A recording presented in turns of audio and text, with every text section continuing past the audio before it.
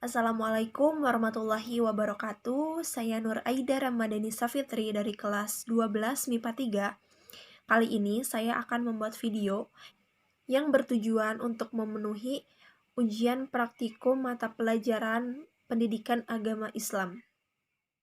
Di sini saya akan membacakan doa-doa harian. Yang pertama yaitu doa selamat.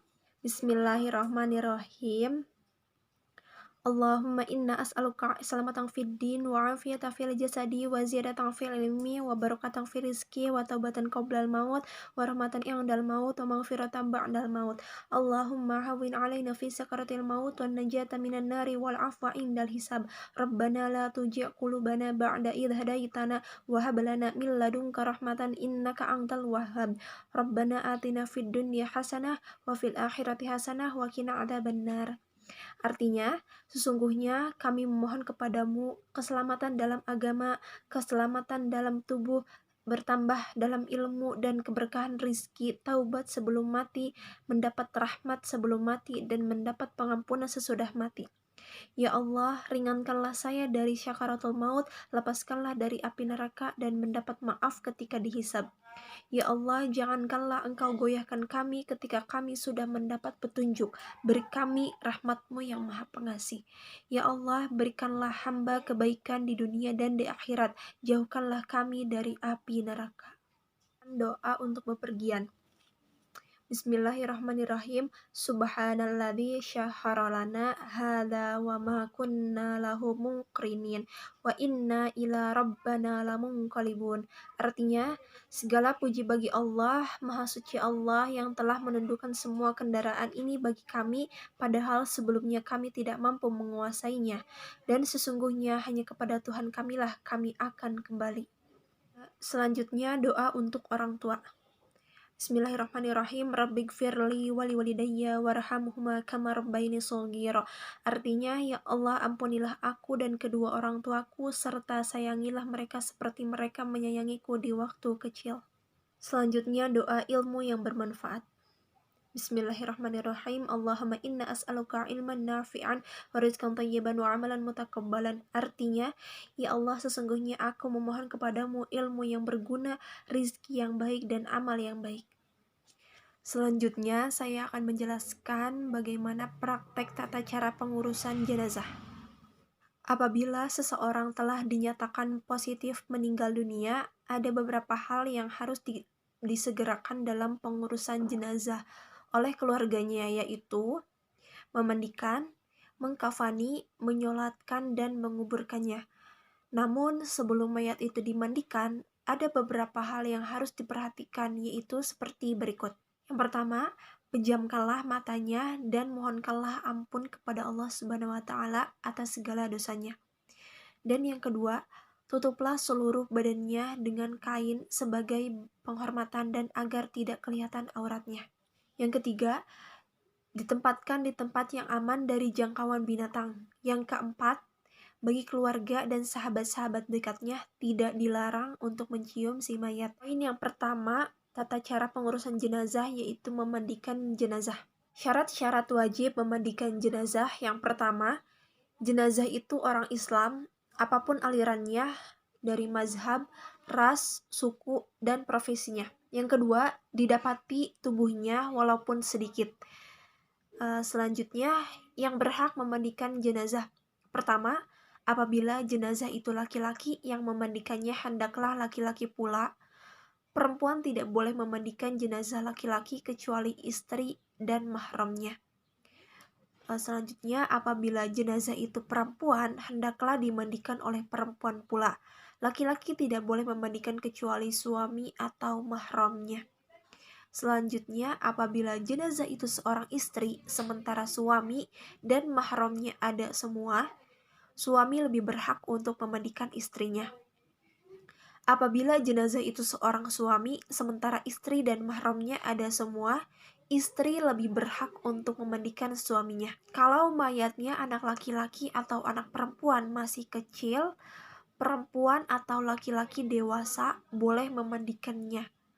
Berikut tata cara memandikan jenazah. Yang pertama, di tempat tertutup agar yang melihat hanya orang-orang yang memberikan dan mengurusnya saja. Mayat diletakkan di tempat yang tinggi seperti dipan, dipakaikan kain basah seperti sarung agar auratnya tidak terbuka. Mayat didudukkan atau disandarkan pada sesuatu, lantas disapu perutnya sambil ditekan pelan-pelan agar semua kotorannya keluar. Setelah itu dibersihkan dengan tangan kiri dan yang memandikannya dianjurkan mengenakan sarung tangan. Dalam hal ini, boleh memakai wangi-wangian agar tidak terganggu bau kotoran si mayat. Setelah itu, hendaklah mengganti sarung tangan untuk membersihkan mulut dan gigi si mayat. Selanjutnya, membersihkan semua kotoran dan najis. Mewudukannya setelah itu, membasuh seluruh badannya. Disunahkan membasuh 3-5 kali. Nah, adapun air untuk memandikan mayat sebaiknya air dingin, kecuali udara sangat dingin atau terdapat kotoran yang sulit dihilangkan, boleh menggunakan air hangat. Poin selanjutnya yaitu mengkafani jenazah. Kain kafan paling tidak 1 lapis, sebaiknya 3 lapis bagi mayat laki-laki dan 5 lapis bagi mayat perempuan. Setiap 1 lapis diantaranya merupakan kain basahan. Dari Abu Salamah radhiyallahu anhu menceritakan bahwa ia pernah bertanya kepada Aisyah radhiyallahu anhu, berapa lapiskah kain kafan Rasulullah sallallahu alaihi wasallam? 3 lapis kain putih, jawab Aisyah. Dari hadis riwayat Muslim. Selanjutnya, cara membungkusnya adalah hamparkan kain kafan helai demi helai dengan menaburkan kapur barus pada tiap lapisannya. Kemudian, si mayat diletakkan di atasnya, kedua tangannya dilipat di atas dada dengan tangan kanan di atas tangan kiri. Mengkafaninya pun tidak boleh asal-asalan. Apabila kalian mengkafani saudara kalian, kafanilah sebaik-baiknya. Dari hadis riwayat Muslim dari Jabir Abdullah radhiyallahu anhu. Poin selanjutnya yaitu menyolatkan jenazah. Tata cara pelaksanaan sholat jenazah adalah sebagai berikut. Yang pertama, jenazah diletakkan di depan jamaah. Apabila mayat laki-laki, imam berdiri di dekat kepala jenazah. Apabila mayat perempuan, imam berdiri di dekat perut jenazah. Yang kedua, imam berdiri paling depan diikuti oleh makmum. Jika yang mensolati sedikit, usahakan dibuat 3 baris atau syaf. Yang ketiga, mula-mula semua jamaah berdiri dengan berniat melakukan sholat jenazah dengan 4 takbir. Niat itu ada yang dibaca di dalam hati, ada juga yang dilafalkan. Apabila dilafalkan, maka bacaannya sebagai berikut. Usolli ala hadal mayyiti arba'a takbirati fardi kifayati ma'muman lillahi ta'ala. Artinya, aku berniat sholat atas jenazah ini 4 takbir fardu kifayah sebagai makmum karena Allah Ta'ala. Yang keempat, kemudian takbiratul ihram yang pertama, dan setelah takbir pertama itu selanjutnya membaca surat Al-Fatihah. Takbir yang kedua, dan setelah itu membaca salawat atas Nabi Muhammad sallallahu alaihi wasallam. Allahumma sholli ala Muhammad wa ala ali Muhammad.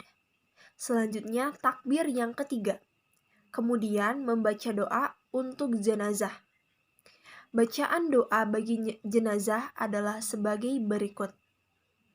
Allahumma gfir lahu warhamhu wa'afihi wa'fu anhu. Artinya, ya Allah, ampunilah ia, kasihanilah ia, sejahterakanlah karena ia, maafkanlah kesalahannya. Selanjutnya takbir yang keempat dilanjutkan dengan membaca doa sebagai berikut. Allahumma la tahrimna azrahu wa la taftina ba'dahu waghfir lana walahu. Artinya, ya Allah, janganlah engkau menjadikan kami penghalang dari mendapatkan pahalanya, dan janganlah engkau beri kami fitnah sepeninggalnya, dan ampunilah kami dan dia. Hadis riwayat Hakim. Selanjutnya membaca salam sambil menoleh ke kanan dan ke kiri. Poin selanjutnya yaitu menguburkan jenazah. Perihal mengubur jenazah ada beberapa penjelasan sebagai berikut. Yang pertama, Rasulullah Shallallahu Alaihi Wasallam menganjurkan agar jenazah segera dikuburkan sesuai sabdanya. An Abi Hurairah radhiyallahu anhu, anin Nabi Shallallahu Alaihi Wasallam asyra'u bil janazati.